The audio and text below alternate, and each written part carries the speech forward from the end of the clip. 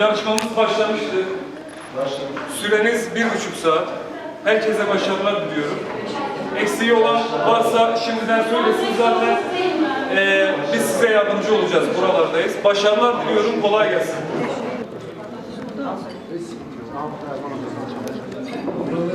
İşte bir de otelin verdikleri var. Evet, bir olmadığı yarışmacımız. Biz şimdi onları mı getireceğiz? Durun bekleyin, size talimat vereceğim. Tamam. İşçiliğimiz, Ramazan, eşi Mehmet'le, evde beraber işte, bahçeyle uğraştık. Şefim bakır sunumda almak ister misiniz çorbamı? Tamam. Herkesin aynı olacak.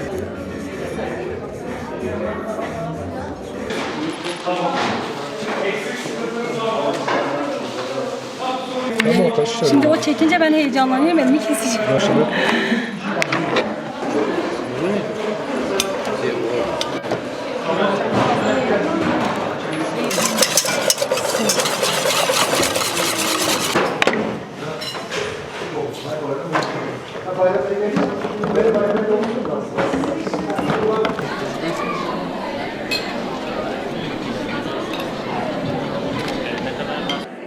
Van'ın yöresel yemek yarışmasında İpek Yolu Belediyesi olarak bugün sizlerle birlikteyiz. Bu programla birlikte Van'ın yöresel yemeklerini hem tüm Türkiye'de imkan bulduğumuz zaman da uluslararası arenada tanıtmak amacıyla bir faaliyet gerçekleştiriyoruz. Burada yarışmacılarımız çok büyük emekler veriyor sabahtan itibaren. Çok kıymetli jüri üyelerimiz de Profesör Doktor Erman Hoca, Doktor Esat Özata hocamız, Şef Ethem Çelik, Ali Geyik ve Nurullah Kaplan'dan oluşan da jüri üyelerimiz de değerlendirmelerini yapıyorlar. Tabii biz bu programı böyle çok şenlikli olmasını planladık esasında ama biliyorsunuz Bartın'da bir vaka meydana geldi. Madencilerimiz vefat etti. Onun için biraz da programı yemek yarışmasına odaklamak zorunda kaldık.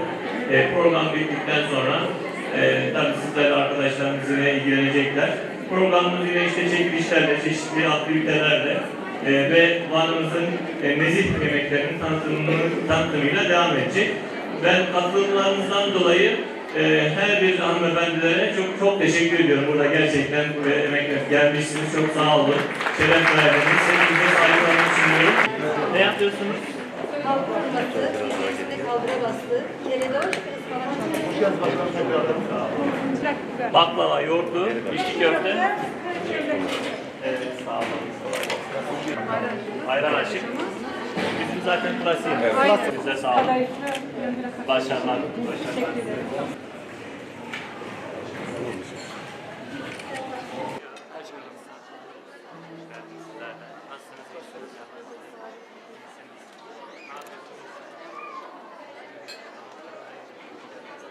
Birinci olan yarışmacımız. 21 numaralı Yasin Ertik Efendi. Yasin Hanım birinci oldu. Van Görsel Yemek Yarışması birincisi Yasin Ertik Efendi. Bu kadar birinciye alkış. Sayın Komutanım buradayız. Hocam. Hocam buradayız. Sen de buradayız. Buradayız efendim.